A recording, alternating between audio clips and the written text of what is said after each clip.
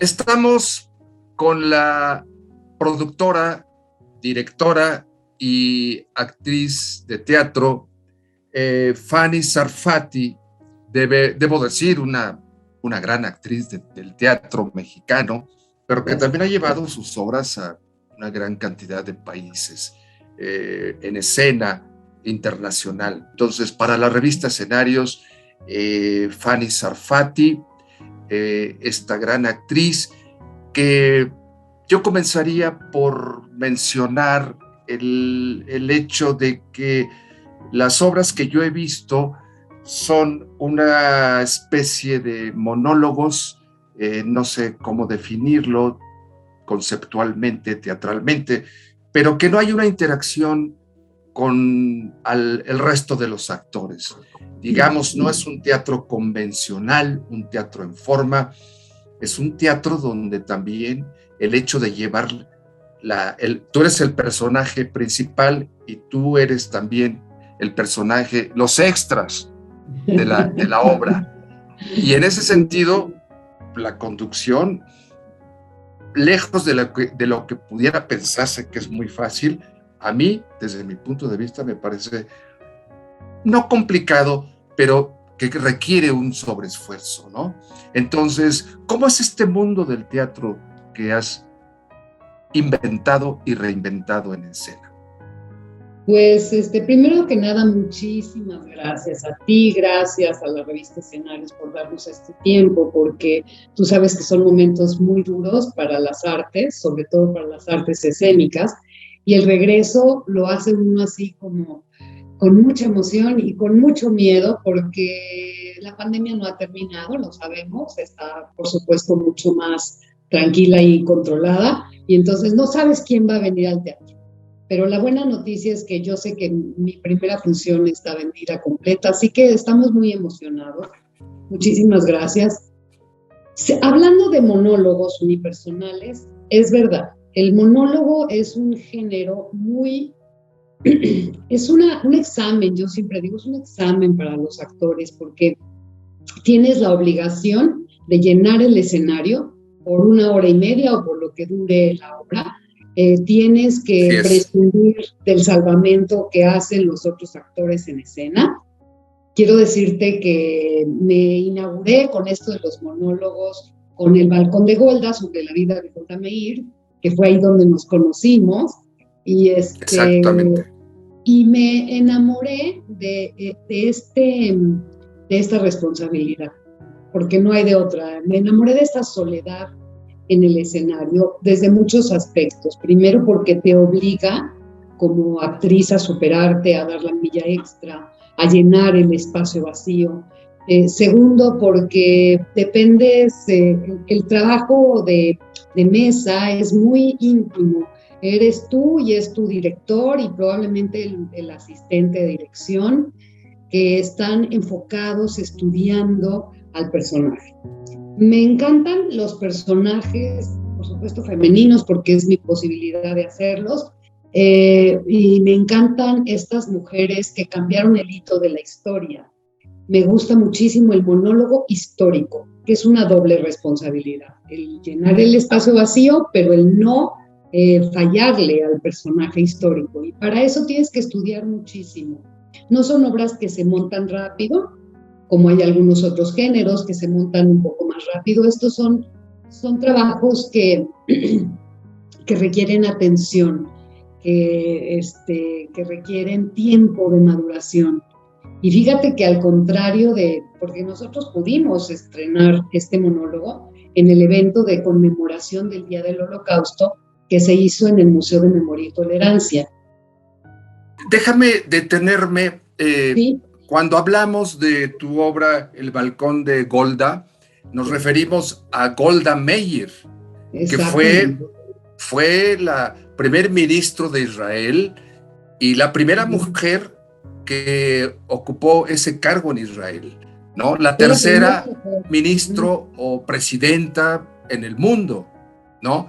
En un contexto en que todavía la cuestión de género o el posicionamiento de género no era tan tan común como en nuestros días, ¿no? Y en ese sentido, pero además abordaste, encarnaste, personificaste a una figura muy compleja en el sentido de lo que representaba Golda Meir en sus políticas públicas, en su liderazgo, por supuesto, en Israel y mundial, porque eso se considera como una estadista muy importante en la política del mundo, ¿no? Entonces, ¿cómo fue esta experiencia de, porque cuando te veíamos, no conocemos a Golda Meir, naturalmente, no tenemos idea cómo era Golda Meir en su vida cotidiana, en sus articulaciones, en sus diálogos, en su carácter, pero a mí me parecía que yo estaba viendo a la Golda Meir que hemos conocido mundialmente. Fíjate que teníamos una muy buena química. La química, bueno, alquimia, si quieres llamarla así, porque había buenos elementos. Había un extraordinario texto de William Gibson, que fue el autor de La Maestra Milagrosa, que tú recordarás la historia de Helen Keller, y de muchas otras cosas. Él incluso se fue a vivir a Israel, creo que no sé si 3 o 6 meses, para poder estar cerca de Golda Meir, y escribió una novela histórica que se llama Golda. Primero, un buen texto. Un director, Nathan Greenberg, intuitivo a más no poder. Gran director de teatro. Un gran director de teatro, profundo, borda a mano cada escena, no se conforma con tu primera intención, estuvimos ahondando muchísimo, estuvimos entendiendo de qué estaba hecha esta mujer, más allá de lo que se conoce políticamente, lo dijiste muy bien, de su vida íntima, de sus enfermedades y cómo las enfermedades están reflejadas en tu cuerpo, ¿no? Claro, entonces, claro. Estuvo muy bien. Bien, pues definitivamente podemos definir tu actividad histriónica como un teatro reflexivo o un teatro de reflexión, indudablemente, ¿no? En ese sentido, y el mundo del teatro es difícil en sí mismo, ¿no?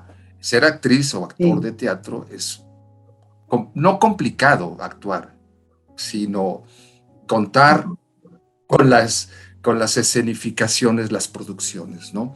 Sin embargo, tú has podido consumar, no sé cuántas obras ya tienes en tu haber, y en ese sentido también creo que has tenido el placer, o digamos también el don de elegir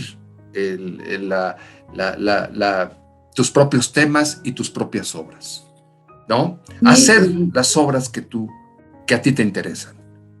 Sí, por supuesto, y fíjate que ha sido una de mis leyes de vida. Se pasa uno mucho tiempo ensayando una obra y a mí me parece que para mí, en lo personal, es un vehículo para decir las cosas que a mí me son importantes y que quiero que el mundo conozca.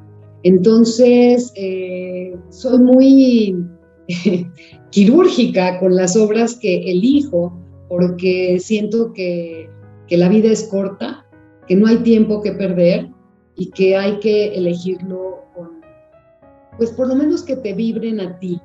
Después del Balcón de Golda hice alguna obra que se llamó Sobrevivientes sobre donación de órganos y es una historia real de una amiga mía chilena que el maestro Tomás Urtuzástegui me hizo favor de escribir el guión, también se enamoró de aquella producción.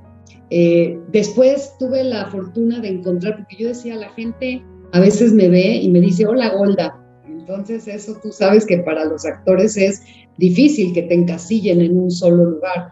Y encontré una obra en la que hice un monólogo también, en la que hice 10 personajes diferentes. Y era este mosaico, este abanico, dirigida por Lorenzo Letechipia, que desafortunadamente falleció durante la pandemia, y que fue también un director intuitivo, hicimos buena mancuerna, estudiamos a cada uno de los 10 personajes y eso me dio posibilidad de mostrarme como una actriz versátil, porque los personajes eran hombres, mujeres, había un chico gay, había una vendedora de drogas, había una mujer religiosa, había un granjero, o sea, sí era un mosaico. Y también tuvo muchísimo éxito, nos fuimos con Golda y con Dai, y hemos recorrido 15 países de habla hispana y también de no habla hispana, porque llegamos hasta Israel con Dai, por ejemplo, llegamos a Madrid, a Centro y Sudamérica, a 2 ciudades de los Estados Unidos que tienen mucha población de habla hispana, que son San Diego y Miami. En fin, nos abrió unas puertas increíbles. Bueno, El Ángel de Varsovia, hay que ampliar, señalar que es la obra que estás por estrenar Sí, muy pronto, ¿no? En el Foro Shakespeare, precisamente el 28 sí, de octubre, ¿no? Para que se sí. vayan Sí, preparando, y para ya salir un poco de la cuarentena, que ya no está tan severa. Bueno, y El Ángel de Varsovia fue escrita por Tomás Urtuzástegui, correcto. exactamente como lo acabas de mencionar, y fue escrita especialmente para ti. Entonces, coméntanos un poco sobre Tomás Urtuzástegui, que evidentemente vasco, ¿no? Este, Estos nombres tan largos, Mexicano vasco. sí, y que escribió la obra especialmente para ti. Sí, Tomás Urtuzástegui fue un dramaturgo mexicano muy prolífico. La historia de Tomás es maravillosa porque sus 50 primeros años de vida fue médico. Un día Vaya, dijo, yo ya acabé de estar con la medicina porque no somos seres monolíticos. Mañana, si tú quieres ser escultor, tienes abierto el camino para hacerlo y dejar de ponernos etiquetas para el resto de nuestra vida. Y eso fue lo que hizo Tomás. Y dijo, a mí me gusta escribir, y empezó a escribir como si no hubiera mañana, porque Tomás hoy día es uno de los dramaturgos más prolíficos de México. Escribió aproximadamente 500 obras de teatro. Alguna vez le dije como 300 y me dijo, no, 500. Como 500 obras de teatro.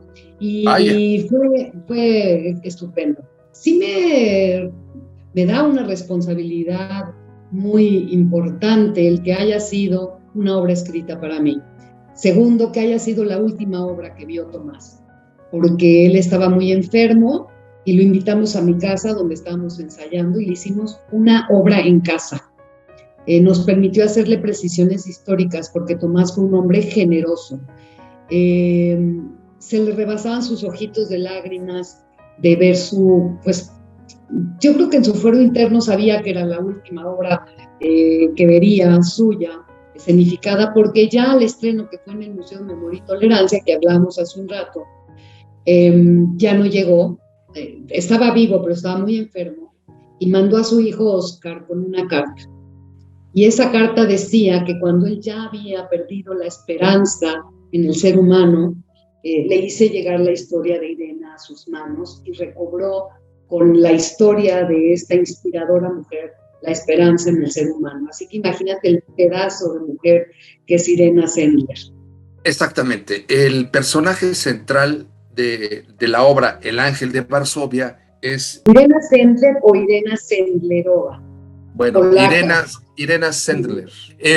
Un personaje loable, heroico, ¿no? De una gran heroicidad, porque creo que hay dos rasgos muy importantes en su personalidad, en su heroicidad. El hecho de que no pertenecía a la comunidad judía, porque era católica, de origen católico, y además era una enfermera, digamos que tenía una actividad humanista de entrada y que logró salvar a más de 2.500 niños judíos. Entonces, es un personaje sumamente trascendente por su humanismo, por su heroicidad y por supuesto como mujer que debió haber tenido condiciones muy difíciles. Entonces, ¿cómo es el desenvolvimiento de Irena en la obra El Ángel de Varsovia? El Ángel de Varsovia está situado, el tiempo presente de la obra es cuando ya Irena es muy viejita. Yo me personifico, Ajá. esta mujer de 90 y tantos años, que siempre fue lúcida. Murió a los 98 años en 2008, así que es muy contemporánea. Y ella va haciendo flashbacks un poco hacia su pasado y contándonos su historia desde un lugar ya de una mujer muy sabia, desde un lugar donde esta mujer que sufrió y vivió tantas cosas, vivió una tortura nazi que la dejó lisiada, que te cuenta que ella prefiere recordar lo bueno, no lo malo. Sin embargo, dentro de las cosas malas, por supuesto, que te recuerda y que le recuerda al público, habla de todo este periodo, de cómo fue que ella decidió un día salvar a los niños, cómo es que sacaba a los niños del gueto de Varsovia, que estaban los guardias nazis en las entradas y las salidas, cómo hacía para sacarlos de contrabando, cómo hacía para meter cosas dentro del gueto también de contrabando, en mercado negro más que de contrabando, no sé ni cómo decirlo, pero a los niños los sacaba en bolsas de basura, en cajas de fruta, en ataúdes, en ambulancias que tenían doble fondo. Imagínate arrancar a una criatura de 2 o 3 años de los brazos de sus padres que seguro no volvería a ver. Y también ella te narra cómo hizo para ella ir guardando un registro de cada uno de los niños, cuál era su nombre judío, qué nombre falso le asignaba, en dónde quedaba, para que si algún día terminaba la guerra pudieran dar con los niños y su localización. Y es conmovedorísima. Y creo que el haber dejado 1 año, 7 meses la obra descansar, bueno, un descanso obligado por la pandemia, nos hizo madurarla. A mi director, Carlos Rangel, que es un director y actor estupendo, también de los que les gusta bordar a mano. Así que volvimos a tomarla y nos volvió a impresionar y dijimos, esta es la neta, hay que llevar esta historia hoy más que nunca, porque vivimos y sufrimos durante este año 7 meses el encierro, nadie nos lo contó, las pérdidas humanas alrededor, la ausencia y la necesidad de que todo el mundo se deje de ver en el espejo a sí mismo y trate de ver al otro y trate de aportar al otro. Y creemos que se potenció muchísimo el mensaje de Irena. Así que le apostamos nuestro resto a esta mujer encantadora. Quiero invitarte a ti, quiero invitar a tu público, a toda la gente, a que vengan todos los jueves. A partir de este jueves 28 de octubre estaremos todos los jueves a las 8 de la noche en el Foro Shakespeare, ustedes ya saben dónde es, Zamora número 7, Colonia Condesa, para ver esta inspiradora historia sobre Irena Sendler, una enfermera polaca católica que salvó 2.500 niños del gueto de Varsovia, arriesgando su propia vida. Así que vive la experiencia escénica y ven con nosotros. Fanny, pues un gran placer, un gran honor estar contigo. Igual. Y pues estaremos por allá en la obra, ¿no? Y muchísimas gracias y con toda mi admiración a tu talento histriónico. Bueno, gracias. Hasta luego. Un abrazo. Un saludo. Y nos vemos aquí. Un saludo, gracias.